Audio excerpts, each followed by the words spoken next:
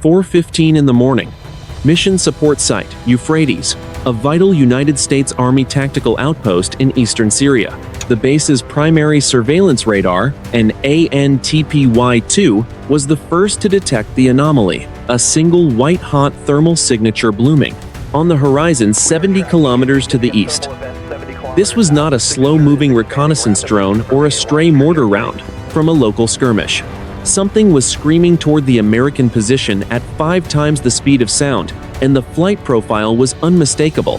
The high desert air, usually cold and smelling of dry dust and generator exhaust, was suddenly shattered by the rising, rhythmic wail of the incoming missile alarm. The sound was a physical weight pressing against the eardrums of every soldier on the base. In the Tactical Operations Center, the duty officer watched the computer-generated intercept path on his screen turn from a cautious yellow to a pulsing, lethal red. 6 seconds later, the first Iranian Zolfaghar short-range ballistic missile completed its terminal dive. It did not hit the center of the base, but rather the primary fuel storage area on the northern perimeter. The 600-kilogram high-explosive warhead did not just explode. It vaporized the heavy steel containers instantly. A pillar of white and orange flame punched 300 meters into the black sky, turning the pre-dawn darkness into a sickly, artificial noon. The shock wave followed a millisecond later, a wall of overpressure that shattered every reinforced glass window in the command center and threw soldiers off their feet. The ground beneath Mission Support Site Euphrates groaned as the kinetic energy of the impact traveled through the desert floor like a localized earthquake. Even before the first echoes of the explosion had faded, a second Zolfaghar missile found its mark. It plummeted through the roof of the main maintenance bay, where 3 M2 Bradley fighting vehicles were undergoing track repairs. The detonation was catastrophic. The armored vehicles, weighing over 25 tons each, were tossed aside like scrap metal as the building's steel superstructure collapsed into a tangled ruin of girders and fire. The air was now a thick, choking soup of pulverized concrete, atomized diesel fuel, and the acrid, metallic tang of burnt propellant. Through the haze, the base's automated defense systems tried to wake up. The counter-rocket, artillery, and mortar system known to the soldiers as the CRAM began its frantic, mechanical search for the next threat. Its 20mm Gatling gun spun up with a mechanical growl that sounded like a giant saw cutting through bone. But the Zolfaghar missiles were coming in at angles and speeds that tested the absolute limits of the system's engagement envelope. A third missile struck the southern edge of the barracks complex. It hit a sandbagged HESCO barrier, which absorbed a fraction of the blast. But the fragments of the missile casing and the force of the explosion still tore through the reinforced plywood walls of the living quarters. Men who had been asleep seconds before were now crawling through the dark, their hands searching for rifles and body armor in a room filled with the smell of ozone and blood. There was no shouting yet, only the sound of heavy breathing, the hiss of ruptured fire extinguishers, and the distant, secondary cook-off of small arms ammunition in the burning maintenance bay. The Iranian battery, located deep within the palm groves across the border, had achieved total tactical surprise. The Zolfaghar is a solid-fueled weapon, capable of being readied and launched in minutes, and its precision guidance package had been programmed with coordinates refined over months of drone surveillance. Each impact was a calculated blow meant to decapitate the base's ability to respond. On the eastern edge of the base, the flight line for the medical evacuation helicopters was a scene of frantic activity. One MH-60 Sierra helicopter had been caught by the edge of the fuel depot blast. Its rotor blades were twisted like wet cardboard, and the fuselage was peppered with shrapnel.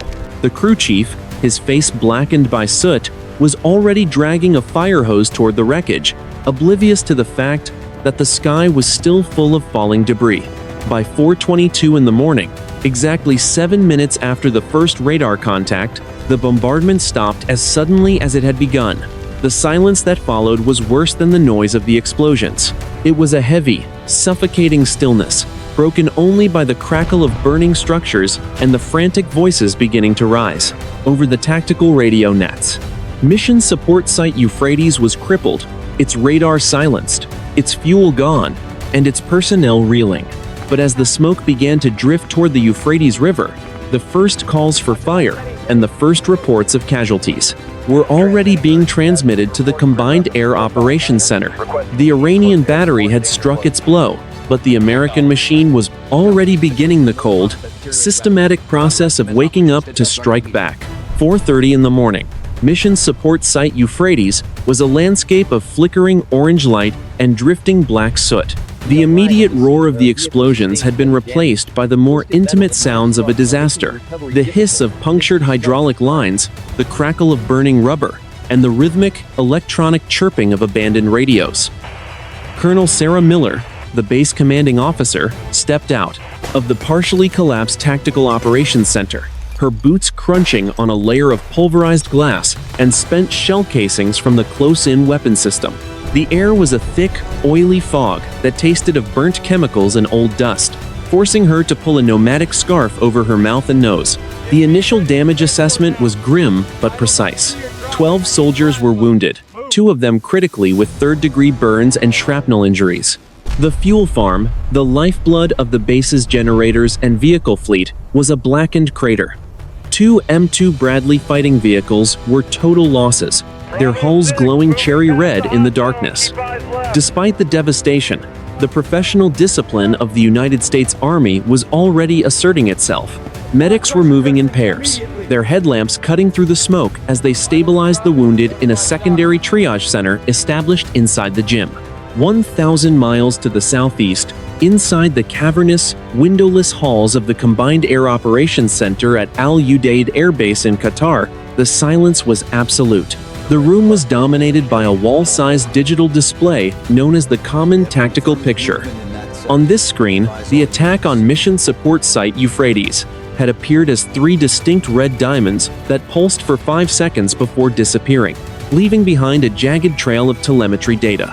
General Richard Henderson, the Director of Air Operations, watched as the blue icons representing American assets began to shift and coalesce across the map of the Middle East. The environment in the center was the polar opposite of the chaos in Syria. It was a chilled, sterile world of low blue light, humming server racks, and the soft clicking of keyboards. But the stakes were just as high. The general did not wait for a formal briefing. He knew that the Iranian Zolfaghar battery would already be on the move, its crews working frantically to retract the hydraulic launch rails and hide their mobile trucks beneath the dense canopy of the date palm groves along the border. The order was issued at 4:38 in the morning. 2 15E Strike Eagles, already airborne on a routine overwatch mission near the border of Iraq and Jordan, were diverted immediately toward eastern Syria. Simultaneously, at Muwafaq Salti Air Base in Jordan, 4 more Strike Eagles were ordered to scramble, their twin engines roaring to life and spitting long tongues of blue flame into the desert night.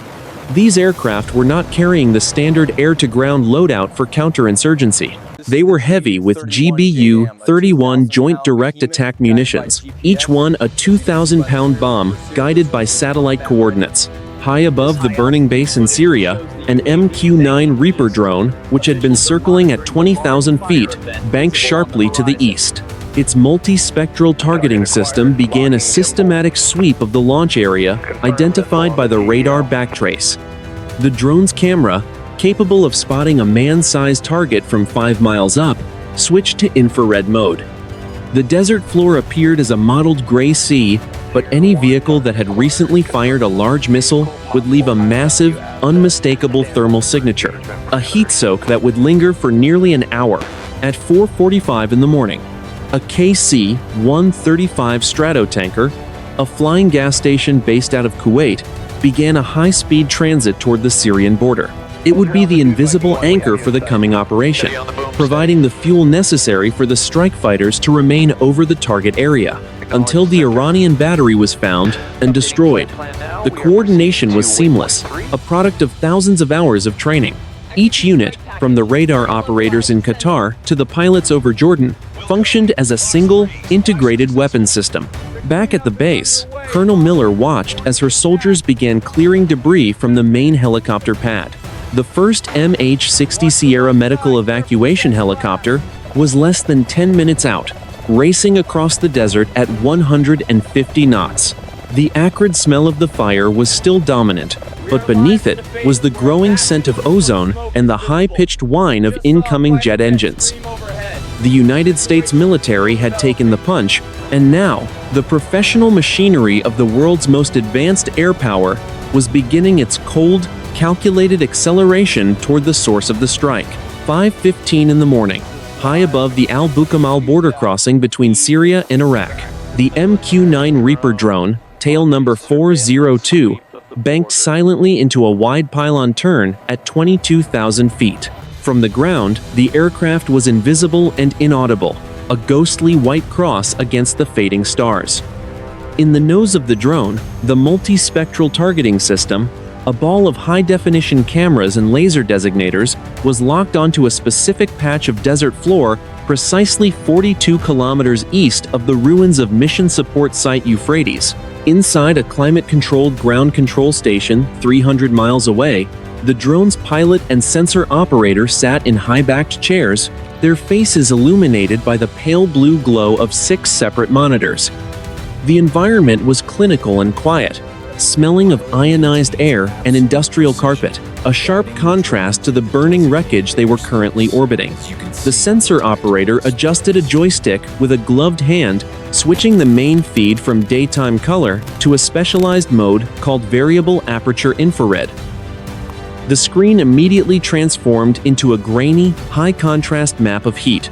The cold desert sand appeared as a dull, flat gray, but the launch site was screaming with digital information. A thermal scar.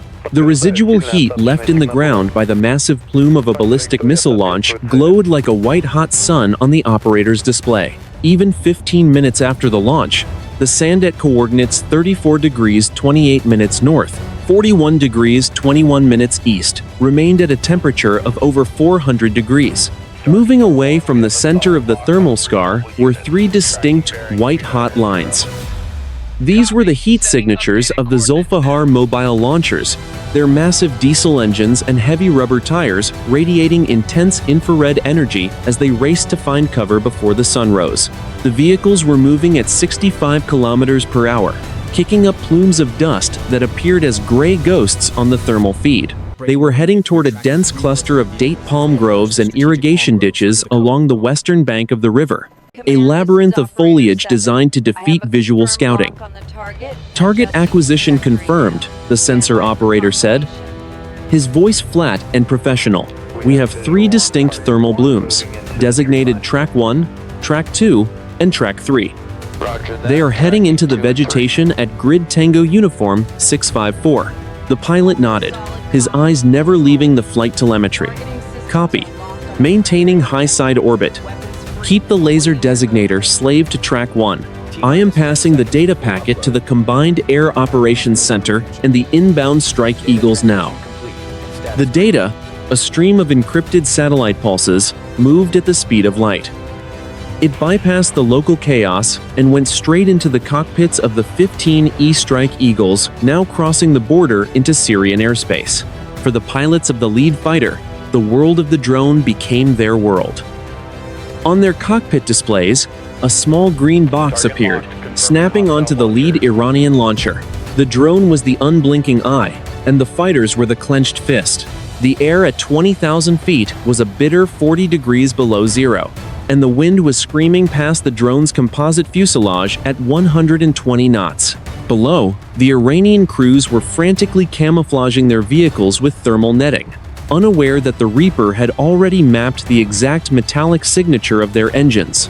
The eye of the storm was not just a metaphor. It was a physical reality of modern warfare, where the silence of a single drone held the power of a 1,000-pound bomb.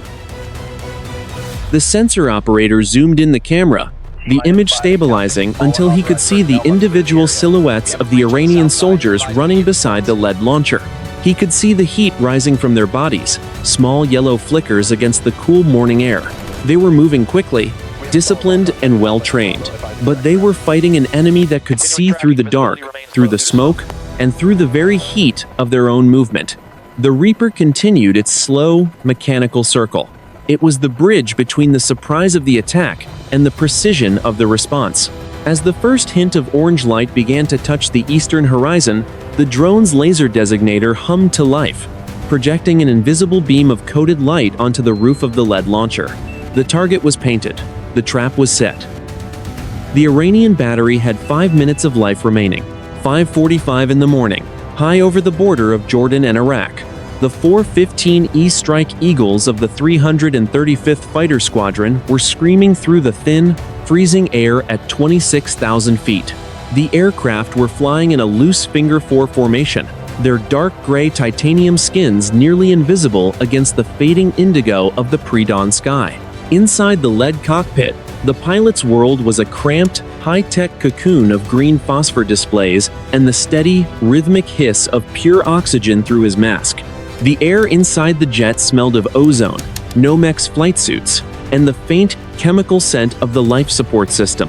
The pilot, callsign Sledge 1, adjusted his throttles, feeling the subtle vibration of the two Pratt & Whitney Phone 100 engines through the soles of his flight boots. Behind him, in the elevated rear seat, the weapons systems officer was hunched over his 4 multi-purpose displays.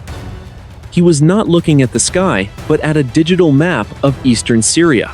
A stream of high-priority data from the MQ-9 Reaper drone was feeding directly into their mission computer via the Link 16 tactical data link. On the screen, a small red triangle designated the Iranian Zolfaghar battery, currently moving through a grove of trees 70 miles to the north. Sledge 1. This is Steel Control.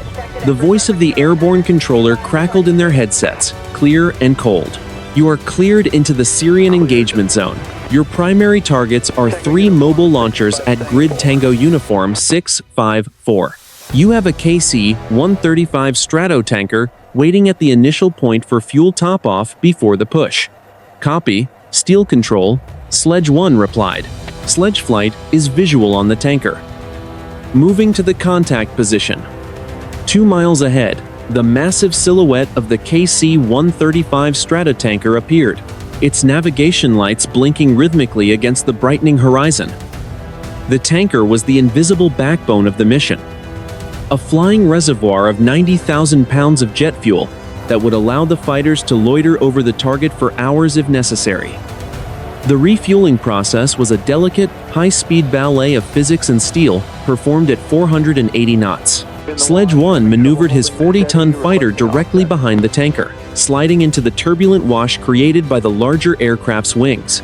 Above him, the tanker's boom operator, lying face down in a small compartment at the rear of the Boeing-built jet, guided the long, telescopic refueling pipe toward the fighter's receptacle. With a metallic clack that resonated through the Strike Eagle's frame, the connection was made. For 3 minutes, high-pressure fuel surged from the tanker into the fighter, at a rate of 1,000 gallons per minute. As the fuel tanks topped off, the weapons systems officer began the final arming sequence for their payload. Each Strike Eagle was carrying 5 GBU 38 Joint Direct Attack munitions, 500-pound bombs guided by internal satellite navigation systems, and 2 GBU 31 2,000-pound penetrators. These were the Steel Rain the mission was named for. Unlike the unguided rockets of previous eras, these weapons were programmed with the exact coordinates provided by the drone. Each bomb was a computer-controlled glider designed to hit within 3 meters of its target, regardless of weather or smoke. The environment at this altitude was peaceful, almost serene. To the east, a thin sliver of the sun was beginning to bleed over the edge of the world, painting the clouds in shades of violent crimson and gold. But beneath this beauty was the cold, professional intent of a retaliatory strike.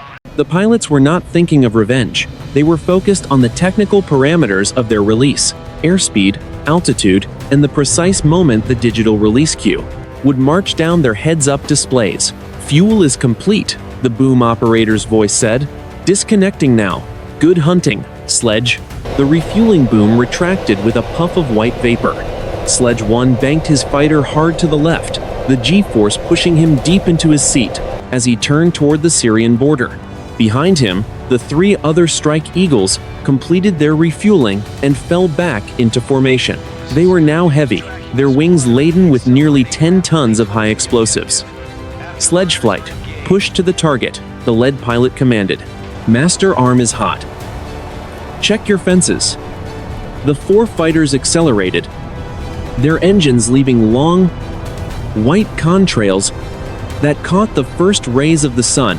They were leaving the safety of the tanker and the protection of Jordanian airspace, crossing into a combat zone where the Iranian-backed batteries were already scanning the skies for their arrival. The steel rain was 3 minutes from the release point. 6 in the morning. 10 miles west of the Iraqi border, an EA-18 Golf Growler, call sign Bolt 1, carved a sharp, aggressive oval in the sky at 30,000 feet. The Growler was the invisible vanguard of the strike package, a specialized electronic warfare platform designed to blind the enemy before a single bomb was dropped. Inside the cockpit, the air was a quiet hum of cooling fans and the rhythmic breathing of the 2-man crew. The electronic warfare officer in the rear seat was not looking for physical targets. He was hunting for invisible waves of radiation. His screens were a complex waterfall of green and amber data, representing the electromagnetic spectrum of eastern Syria. The environment outside was a transition from the deep indigo of night to a pale, dusty blue, but Bolt 1 was surrounded by a self-generated storm of electronic noise. From the pods beneath its wings, the aircraft projected a wall of high-powered interference. This electronic shield was tuned specifically to the frequencies of the foreign military-made HQ-9 surface-to-air missile radars, known to be operating in the sector. To any enemy radar operator on the ground, the screen would suddenly dissolve into a chaotic mess of snow and false ghost targets, making it impossible to achieve a weapons-grade lock on the incoming Strike Eagles. Bolt 1 has the door open, the electronic warfare officer announced over the secure net. All early warning radars in the Al-Bukamal sector are suppressed. Signal-to-noise ratio is 95% in our favor. With the electronic path cleared, the 415E Strike Eagles of sledge flight descended through a thin layer of morning haze, dropping to 15,000 feet. They were now directly over the palm groves, at coordinates 34 degrees 28 minutes north, 41 degrees 21 minutes east. Sledge 1 adjusted his targeting pod, the infrared image on his display sharpening until the long, tubular shape of a foreign military-made mobile launcher was clearly visible. Beneath a canopy of green netting, the trigger was squeezed. From the underbelly of Sledge 1, a 2,000-pound GBU-31 joint, direct attack munition separated with a heavy, metallic thud. The weapon fell into the slipstream, its 4 steel guidance fins snapping open. With a violent mechanical click, the bomb did not just drop, it flew, its internal satellite brain making micro-adjustments to its flight path as it plummeted toward the Earth at 900 kilometers per hour. The sound of its passage was a low, terrifying whistle that grew into a scream as it neared the desert floor. The warhead punched straight through the center of the mobile launcher's cab, driving 3 meters into the chassis before the fuse reached its millisecond delay. The detonation was a violent, white-hot eruption that bleached the infrared camera of the orbiting drone. The 6-wheeled truck did not just explode, it disintegrated. The heavy steel frame was twisted like wire, and the massive missile still mounted on the back, fully loaded with solid propellant, was severed in half. A secondary fireball, even larger than the first, rose in a churning column of oily black smoke and jagged orange tongues of fire. The heat blast was so intense that it instantly withered the palm trees for 50 meters in every direction, turning green fronds into ash in a heartbeat. The armed forces crews on the ground reacted with desperate, frantic speed. 2 men who had been standing near the second launcher were thrown 40 meters by the initial shockwave, their bodies hitting the dry irrigation walls with bone-crushing force. The remaining soldiers abandoned their camouflage nets, sprinting toward a nearby concrete bunker as the sky above them began to rain fragments of white-hot steel. One driver attempted to start the engine of the second vehicle, the heavy diesel motor coughing out a plume of gray smoke, but the panic was absolute. The vehicle lurched forward 3 meters before a second bomb from Sledge 2 slammed into the ground 10 meters ahead of it, the overpressure wave shattering the windshield and collapsing the driver's chest against the steering column. Black smoke rose in a towering, solid pillar that could be seen from 30 miles away, marking the funeral pyre of the Zolfaghar battery. The grove, which minutes ago had been a quiet sanctuary for the mobile launchers, was now a charnel house of burning rubber, screaming metal, and the hissing roar of unspent missile fuel cooking off. The tactical radio nets of the militia units on the ground erupted in a chaotic jumble of overlapping voices, screams for medical aid, and reports of a sky filled with invisible demons. Sledge flight remained high above the carnage, their sensors already scanning. For the third and final launcher, the professional rhythm of the mission continuing without a pause. 6:15 in the morning. The edge of the Euphrates River, 4 kilometers south of the Al-Bukamal Bridge, the third and final Zolfaghar mobile launcher had managed to wedge itself deep into a reinforced concrete irrigation pump house, a structure designed to withstand the annual flooding of the river. The Iranian-backed militia crew had draped the vehicle in heavy, multi-layered thermal blankets, effectively masking the engine's heat from the overhead drone. They were stationary, silent, and waiting for the American strike package to bingo on fuel and head back to Jordan. High above, Sledge 3, an FA-18 Golf Growler wingman, banked into a steep, high-G turn. The pilot, his breathing heavy and rhythmic through the mask, toggled his AN/APG-82 radar into a specialized synthetic aperture mode.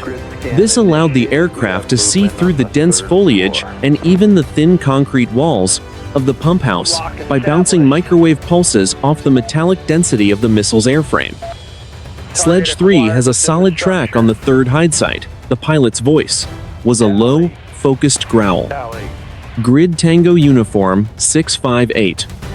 I am tally target. Sledge 4. Stay high and provide cover. I am in for the kill. The pilot squeezed the red trigger on the front of his stick. A 500-pound GBU-38 Joint Direct Attack munition separated from the wing station with a sharp, pneumatic thud.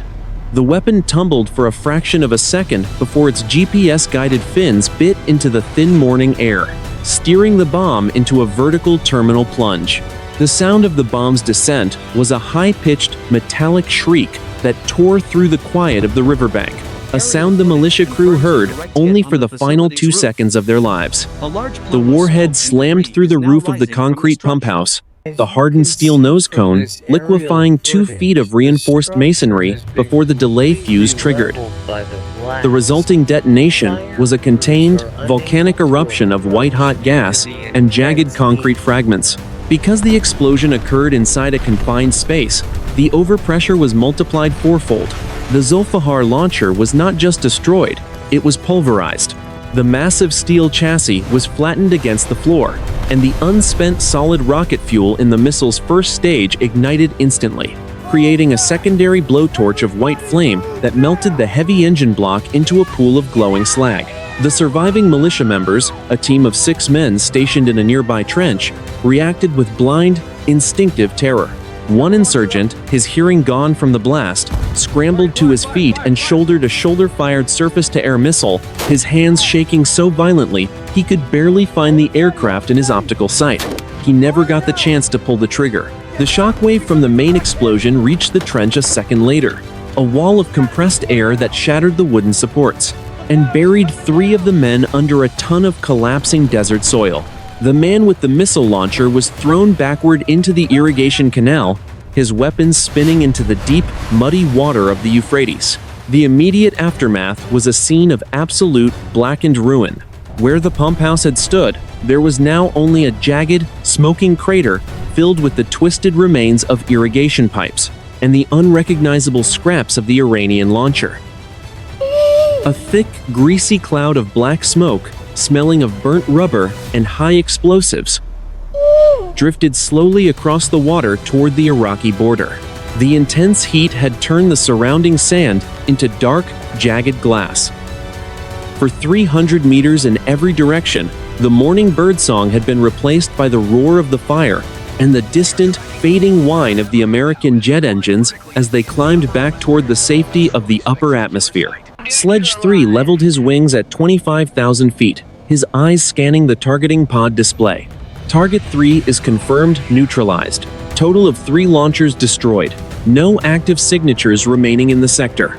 The steel rain had finished its work. The threat to the regional bases had been systematically erased, leaving only the cooling ruins of a battery that had dared to strike the American line. But as the fighters turned south, the operation was only half finished. The focus now shifted from the destruction of the enemy to the survival of the men back at Mission Support Site Euphrates, where the logistics of recovery were just beginning. 6:45 in the morning. A C-17 Globemaster 3, call sign Atlas 1, was descending through 10,000 feet over the eastern Syrian desert.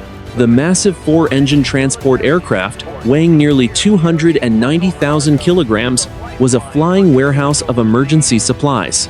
Inside the cavernous, high-ceilinged cargo hold, the air was a constant, low-frequency hum, smelling of industrial grease, heavy-duty nylon straps, and the sharp, metallic tang of new spare parts.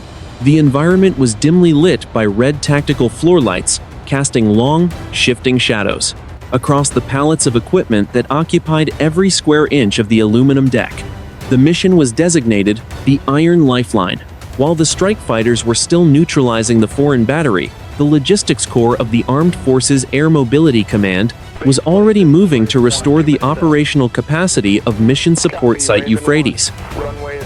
Logistics is the invisible spine of armed forces power, and in the wake of a ballistic missile strike, it becomes the most critical weapon in the theater. Secured to the floor by dozens of high-tension steel chains were 2 replacement industrial 3516 diesel generators, each weighing 5,000 kilograms. These units were the primary objective. Without them, the base's radar and communication arrays remained silent. Alongside the generators sat 4 463L master pallets loaded with Class 9 repair parts, specialized components for the damaged armored fighting vehicles, including fire suppression canisters, optic sensors, and reinforced track links. The pilot, a major with over 4,000 hours in the cockpit, adjusted his headset as the aircraft entered the final approach corridor. Atlas 1 to Euphrates Tower, we are 5 minutes out. Requesting an updated status on the runway condition. Atlas 1, this is Euphrates. The voice on the radio was strained. Competing with the background noise of heavy machinery, runway is clear of major debris for the first 4,000 feet. We have marked the craters with red chemical lights. Be advised, we are still taking intermittent mortar fire from the southern ridgeline. The landing will be at your discretion.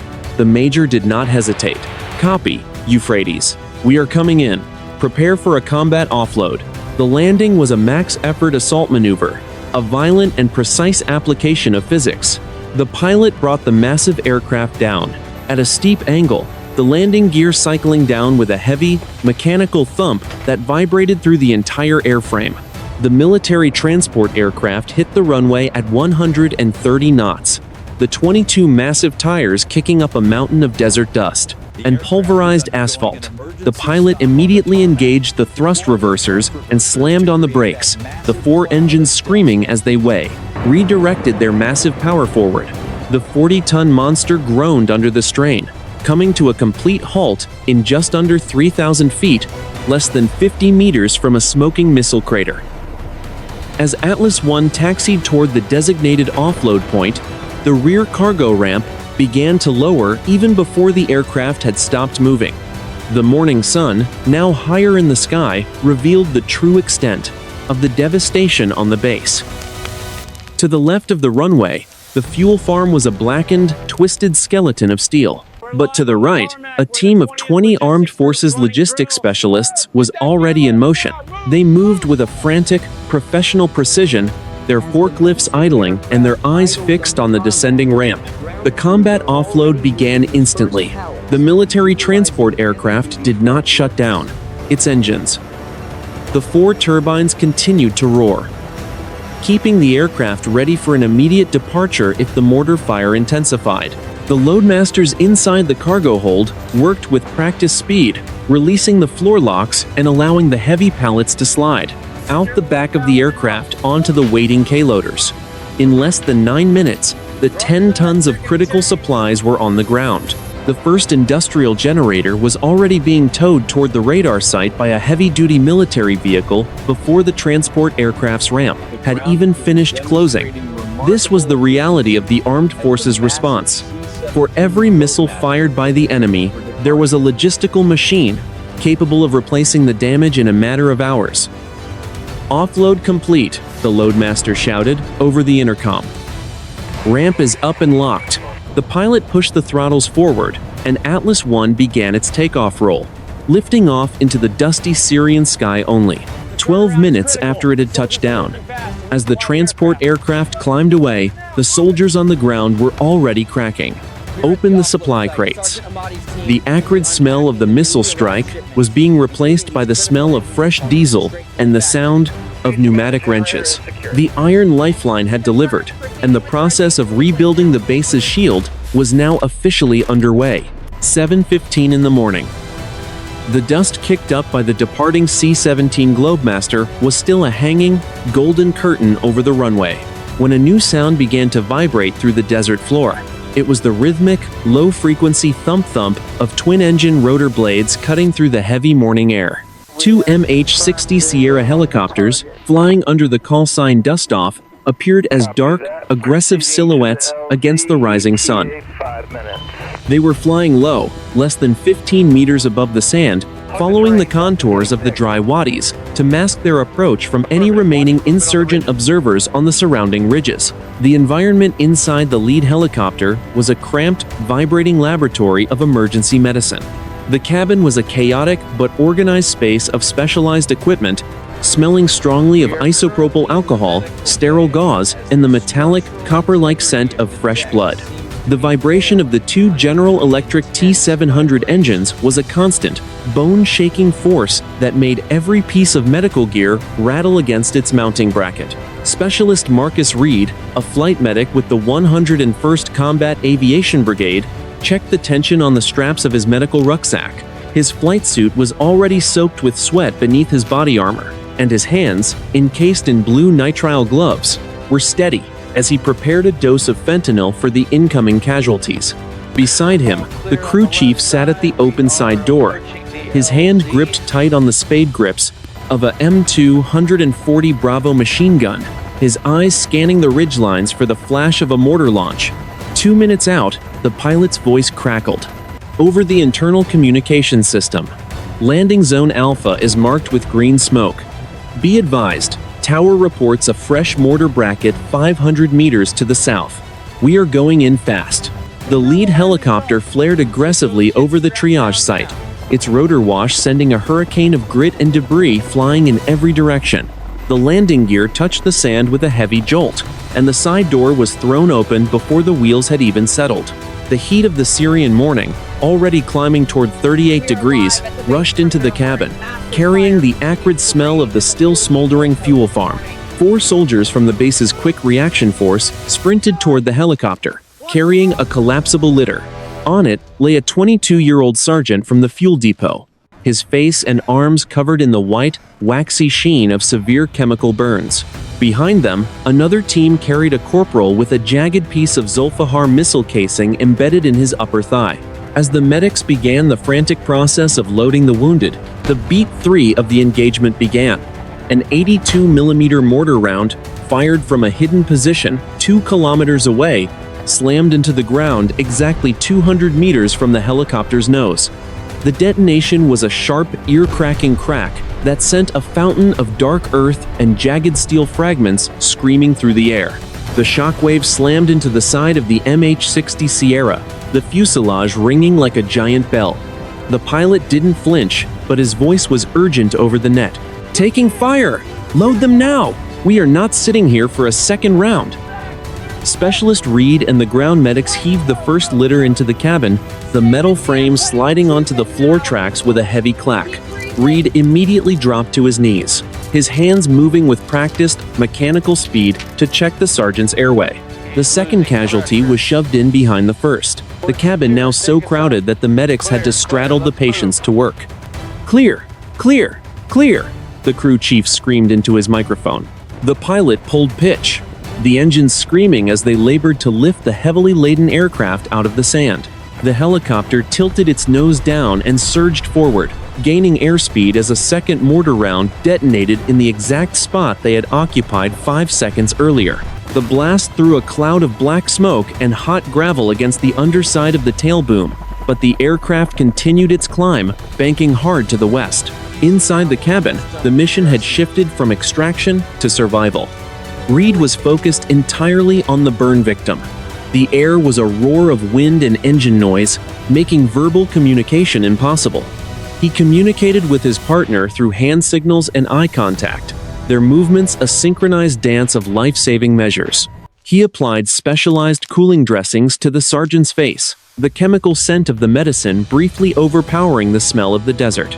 The Angels of the Desert were now racing toward a Level 3 medical facility at Al-Assad Air Base in Iraq, flying at 160 knots just feet above the ground. Every second was measured in the golden hour, the critical window where professional medical intervention determines the line between a survivor and a casualty. Behind them, the smoke from Mission Support Site Euphrates was a thin, black line on the horizon. But, for the men inside the vibrating hull of the Sierra, the only world that mattered was the 3 square meters of the cabin floor. 8:45 in the morning. The Patriot, MIM-104 missile battery, situated on a low ridge 2 kilometers north of the main airfield, suddenly rotated its phased array radar toward the eastern horizon. The base was still a hive of recovery efforts, but the electronic brain of the air defense system had just identified a new nightmare. 4 high-velocity ballistic signatures had broken, cover from a mobile site deep within the Iraqi border region, nearly 120 kilometers away. Unlike the first surprise attack, the military shield was now fully awake. The morning air, already shimmering with desert heat and the smell of cooling asphalt, was sliced open by the high-pitched, mechanical whine of the Patriot launchers elevating to their maximum engagement angle. Inside the engagement control station, a windowless, air-conditioned van protected by layers of sandbags and Kevlar, the air was thick with the scent of ozone and the rhythmic clicking of cooling fans. The tactical director, a captain with 10 years of air defense experience, watched the 4 red symbols on his screen. These were not the slower Zolfaghar missiles from the morning. These were hypersonic boosters, traveling at over 6,000 kilometers per hour. Target tracks 1 through 4 confirmed, the captain announced, his voice steady despite the adrenaline surging through his system. Engaging with salvo fire. Birds away. The first beat of the climax erupted with a violence that shook the very foundations of the ridge. The Patriot interceptor shrieked off its rail, a massive pillar of white and orange fire, punching backward through the launch canister. The sound was not a bang, but a continuous, chest-compressing roar that cracked the dry earth for 50 meters. The heat blast was so intense that it instantly scorched the desert scrub into black ash. The missile accelerated to Mach 4 in seconds, leaving a jagged, white exhaust trail that split the blue sky like a lightning bolt. 3 seconds later, first intercept occurred 20,000 meters above the desert. The interceptor's proximity fuse triggered, detonating a blast fragmentation warhead directly in the path of the incoming foreign missile. The impact was a silent, blinding flash of white light that bleached the sky for a fraction of a second, followed moments later by a sonic boom that rattled the remaining windows at the base. The hypersonic missile did not just tumble. It was shredded. The high-explosive warhead inside the foreign projectile was sympathetic detonated, creating a second, even larger, fireball that rained molten titanium and burning propellant across 10 square miles of empty sand. But the fourth missile was a leaker, its debris cloud masking its true trajectory from the primary radar for 3 critical seconds. It plummeted toward the southern barracks, its terminal velocity, creating a terrifying, low-frequency howl that sounded like the atmosphere itself was being torn apart. This was the moment. The counter-rocket, artillery, and mortar system, the CRAM, took over. The 20mm Gatling gun, mounted on its white, domed trailer, swiveled with a predatory, motorized growl. The system's internal radar locked onto the falling fragment of the fourth missile. The gun opened fire, a 3-second burst of high-explosive incendiary rounds that sounded like a giant sheet of canvas being ripped in half.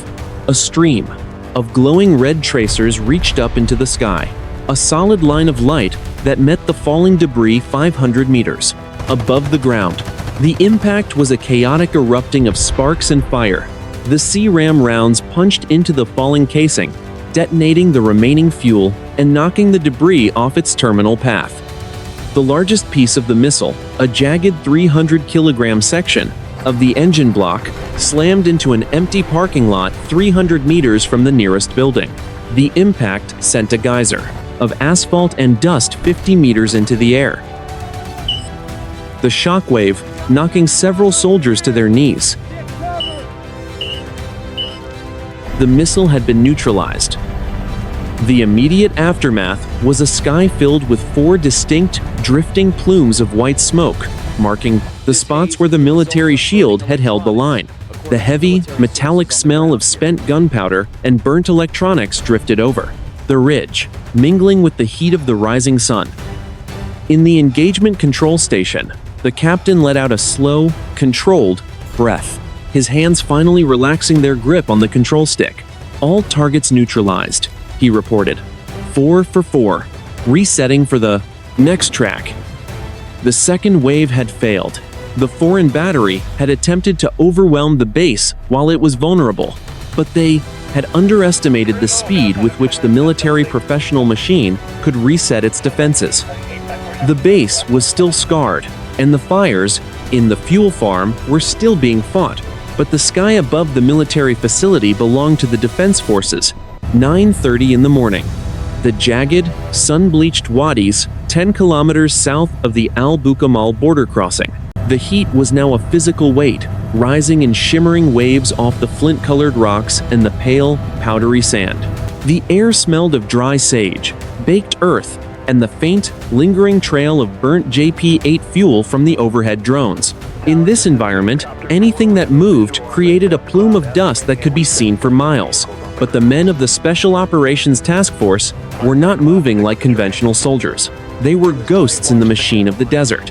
2 MH-6 Little Bird helicopters, painted flat, non-reflective black, skimmed just 5 feet above the floor of a narrow canyon. Their 4-bladed rotors created a localized sandstorm that stayed behind them, masked by the high limestone walls. Inside the cramped, open-sided cabins, 4 operators from the Army's elite Delta Force sat on the external planks, their boots dangling over the edge. They were encased in tan flight suits and heavy body armor, their faces hidden behind ballistic goggles and dust veils. Each man held an M4 carbine equipped with a suppressed barrel and a high-magnification thermal optic. The objective was a hunter-killer interdiction. While the strike fighters had destroyed the heavy launchers, the Iranian-backed militia crews, the technical experts who actually keyed in the launch codes, were attempting to escape into the dense urban sprawl of the border towns. They were traveling in 3 white Toyota Hilux Technicals, each equipped with a heavy machine gun and enough fuel to cross the border into Iraq. Sabre 1. This is Raven Eye. The drone controller's voice was a low, steady whisper in the pilot's headsets.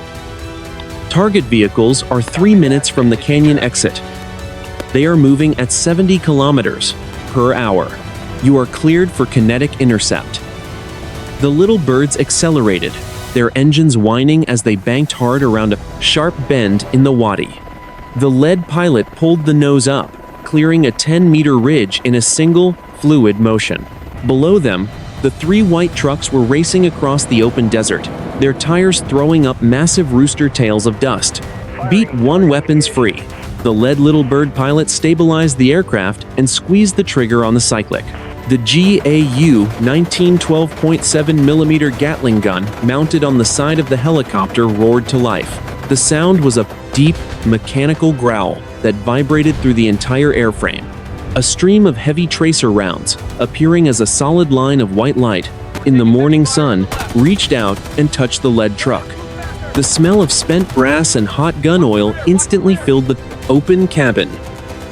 Beat to impact. The heavy rounds punched straight through the engine block of the first Toyota. The hood was torn off and sent cartwheeling into the sand as the engine itself disintegrated under the weight of the 12.7mm fire. The truck jerked to the left, its front tires blowing out, before it flipped end over end 3 times. It came to rest on its roof, a mangled wreck of white steel and shattered glass. A second later, the fuel tank erupted, a ball of orange flame, and black smoke blooming in the center of the desert. Beat 3. The Defender reacts. The 2 remaining trucks swerved in opposite directions, the militia members in the back frantically trying to bring their 12.7mm DSHK machine guns to bear on the helicopters. One insurgent managed to fire a short burst, the heavy rounds snapping past the little bird's cockpit like angry hornets. The pilot kicked the rudder, twisting the small helicopter in a violent, evasive jink that threw the operators against their harnesses. The Army's elite Delta Force operators on the planks didn't wait.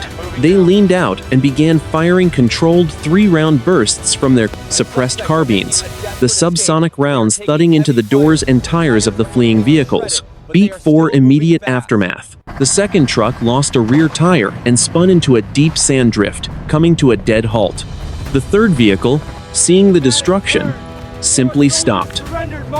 4 men jumped out with their hands raised, their faces pale with terror as the 2 black helicopters hovered just 20 feet above them, the downwash from the rotors flattening the desert scrub and blinding them with sand. The silence that followed the engagement was absolute, broken only by the rhythmic tick-tick of the cooling engines on the destroyed trucks. The smoke from the burning lead vehicle rose straight up into the windless sky, a black signal fire that could be seen back at Mission Support Site Euphrates. The Special Operations Forces moved with a cold, mechanical efficiency. 2 men fast roping down to the ground to secure the prisoners while the little birds maintained a high side orbit. The hunter-killer phase was complete. The technical expertise behind the missile strike had been neutralized or captured. There would be no more launches today. As the operators searched the remaining trucks for intelligence, the morning sun began its long climb toward noon, illuminating a desert littered with the cooling remains of a failed offensive. 11 in the morning. The eastern Mediterranean Sea, 200 miles west of the Syrian coast. The USS Gerald R. Ford was currently turning its 100,000 tons of nuclear-powered steel into a 20-knot headwind. On the flight deck, the environment was a choreographed storm of controlled violence and high-decibel screaming. The air smelled of salt spray, burnt rubber, and the heavy, sweet scent of JP-5 jet fuel. Yellow-shirted flight deck officers moved with athletic precision, signaling to the pilots of 4 FA-18 Golf Growlers and 6 F-35 Charlie Lightning II stealth fighters. This was the big stick of American diplomacy. Arriving exactly 6 hours after the first missile had struck Mission Support Site Euphrates, the arrival of Carrier Strike Group 12 was not just a tactical reinforcement, it was a massive strategic signal of deterrence. As the electromagnetic catapults fired, sending the 40-ton fighters from 0 to 250 kilometers per hour in less than 3 seconds, the message to the regional actors was clear. The window of opportunity for escalation had been slammed shut. Back at the Combined Air Operations Center in Qatar, the initial battle damage assessment was being finalized on a secure digital ledger. The numbers, written in the cold binary language of military accounting, told a story of a lopsided engagement. The United States had suffered 3 personnel killed in action during the initial missile strike, with an additional 15 wounded, 5 of them critically. 3 M2 Bradley fighting vehicles were destroyed, and the fuel farm was a total loss, estimated at $12 million in infrastructure damage. However, the foreign-backed militia's cost for the engagement was catastrophic. The aerial reconnaissance confirmed the total destruction of 3 Zolfaghar mobile launchers and their support vehicles. Intelligence estimates suggested that 62 militia personnel had been killed in the strikes, including the high-value technical team captured or neutralized by the Special Operations Task Force in the Wadis. Additionally, the second salvo of 4 Fatah missiles, representing nearly $40 million in sophisticated hardware, had been converted into scrap metal by the Patriot batteries. The tactical assessment concluded that Mission Support Site Euphrates, while scarred, remained operationally viable. The iron lifeline had restored primary power to the radar arrays in less than 4 hours. The base was no longer a target of opportunity. It was now the anchor of a massive, multi-domain defensive web that stretched from the desert floor of Syria to the flight decks in the Mediterranean. General Henderson watched the live feed from the USS Gerald R. Ford as a second wave of fighters took to the sky. The sea was a deep, bruised blue under the midday sun, the white wake of the carrier stretching for kilometers behind it like a scar on the water. The general knew that the assessment and deterrence phase was as much about psychology as it was about physics. The foreign military battery had struck a blow, but they had awakened a response that was now orbiting their headquarters, their supply lines, and their remaining launch sites. The heat of the midday sun in the desert was now reaching its peak, 45 degrees Celsius. At the base in Syria, the soldiers were not celebrating. They were working. They were filling sandbags, splicing fiber optic cables, and cleaning the grit out of their weapon systems. The professional pride of the United States military was not found in a victory parade, but in the relentless, systematic rebuilding of their position. The deterrence was not just the carrier at sea, it was the soldier on the ground who refused to yield. 6 in the evening. Mission Support Site Euphrates was no longer a site of disaster, but a reinforced fortress under a cooling, purple sky. The long shadows of the desert stretched across the runway, where the jagged edges of the missile craters had already been filled with rapid-setting concrete and leveled by Army engineers. The air, which had been a thick soup of smoke and fire 12 hours earlier, now carried only the faint scent of dry dust and the steady, low-frequency hum of the 2 new Caterpillar 3516 generators. The base's primary radar, the ANTPY-2, was rotating once again, its electronic eye scanning the horizon. At 34 degrees 28 minutes north, 41 degrees 21 minutes east, Colonel Sarah Miller stood on the roof of the reinforced Tactical Operations Center, her silhouette sharp against the fading orange light of the western horizon. Below her, the professional rhythm of the military forces was visible in every movement. Soldiers from the 1st Battalion, 5th Infantry Regiment were conducting a final perimeter sweep, their armored fighting vehicles positioned in hull-down defensive gaps. The destroyed fuel farm had been cordoned off with high-visibility tape, and a temporary bladder system had already been installed to keep the base's vehicles fueled for the night ahead. As you can see, the final after-action report was transmitted to the Defense Headquarters facility and the Defense Headquarters facility at 6:15 in the evening.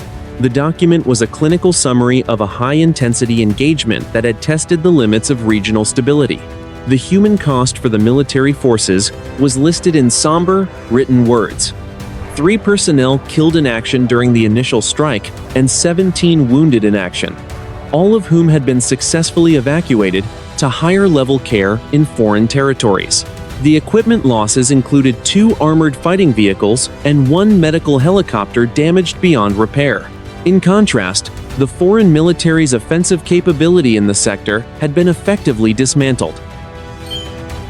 The report confirmed the total destruction of 3 mobile launch platforms, 62 enemy combatants killed in action, and the loss of 4 hypersonic missiles intercepted by the defense shield.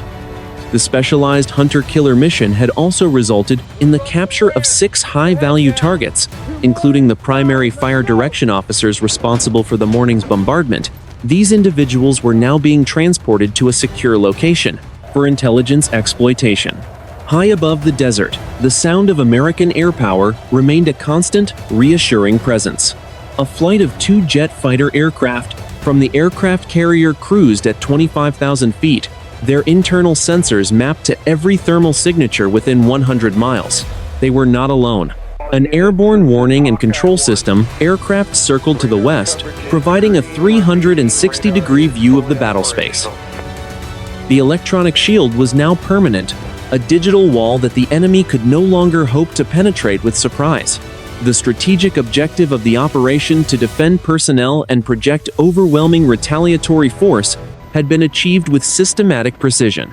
The foreign battery had attempted to force a military withdrawal through a localized show of force, but they had instead triggered a massive consolidation of armed forces combat power. As the first stars began to appear over the river, the base was more capable, more alert, and more heavily defended than it had been before the first missile was ever fueled. The final sentence of the colonel's report was not one of triumph, but of professional readiness.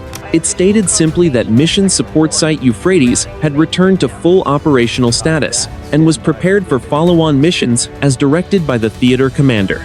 The fire had been extinguished, the wounded were being cared for, and the line had held.